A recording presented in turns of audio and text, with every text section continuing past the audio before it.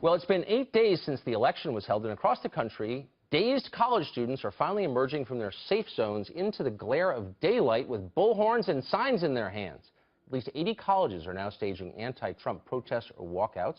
One of them is at Rutgers, that's the State University of New Jersey. And joining us now, one of the protesters, organizers, Rutgers students, Alex Uematsu. Alex, it's great to see you tonight. So since you're in college and you're thinking of the big things, the big ideas here, you're upset that there are undocumented students, as you say, on your campus, and you don't think President-elect Trump is sympathetic enough to them. So let's sort of pull back a little bit. Who do you think has a right to come to this country? You apparently assume that these people have a right to be on your campus taking a state-subsidized education. Who has a right to come to the United States? I believe that everyone should be able to come to the United States. We are always and have been and are still a nation of immigrants. And so I believe that, you know, there is no line. We can let in as many people as we choose in terms of policy. And it's, you know, there's artificial limits set on who can come in, who can't, from what countries and from what countries can't, right, whether they're skilled or not.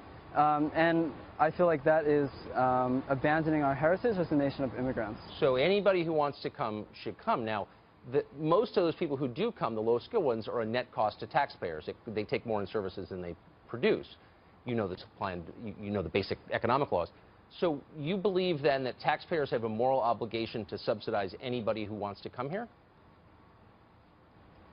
I'm not sure where you're getting those figures from. I've heard different figures. Okay. I've heard studies that say that undocumented immigrants actually provide a net benefit to the economy. Okay. And a lot of these studies that claim that undocumented immigrants are a drain or you know, taking money away from taxpayers or something like that are using kind of biased Well, you heard wrong, because it's actually not even close between education and infrastructure and health care, food subsidies, housing subsidies. It's literally not even close. Mm-hmm. But the point is, do you consider the effect this has on the rest of the population? You say anybody around the world has a right to come here. You learned that in school and you believe it uncritically. Do you think that everyone else who lives in this country has a right to say, wait a second, we should be able to choose who comes here? So we shouldn't forget that we're talking about a president-elect right, that has pledged to deport 11 million people from this country.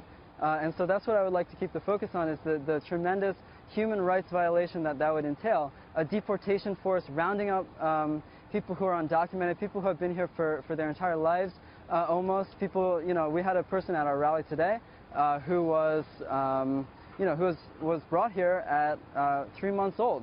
And he's, you know, he's undocumented, but he's an American. He deserves to be here. And you know, I get it. No, I've heard it before. Alex, do you think people have a right to lock their doors? Or do you think they have an obligation to let anyone in who chooses to come? Well, you're saying that the United States has no right to prevent people who want to come here from coming here. And I'm just asking you, does the same apply to us as individuals? Do you have a right to keep people out who want to share your apartment with you? I think that's not really a direct analogy. That obviously a nation state, a sovereign nation state, is very different from an individual. Well, it belongs to its citizens, so they should be able to decide who comes in or out. Wouldn't you agree? Doesn't the country belong to its citizens?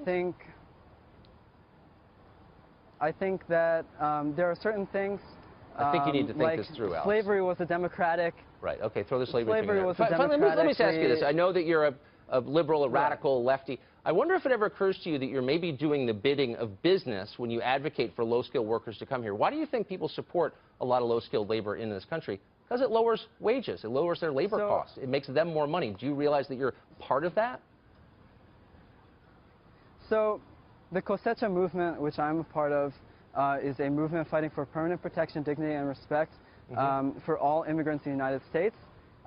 It would be absurd to suggest that we're pro-corporate or we're somehow helping corporations when our strategy is a massive boycott of key industries, as well as a general strike led by undocumented immigrants, just, you know, regular immigrants and also allies. Well, then it may surprise you to know that they're fully on your side with bringing the low-wage labor thing, because it benefits them too. So think about that overnight, Alex. It's great to see you. Thanks a lot for coming on.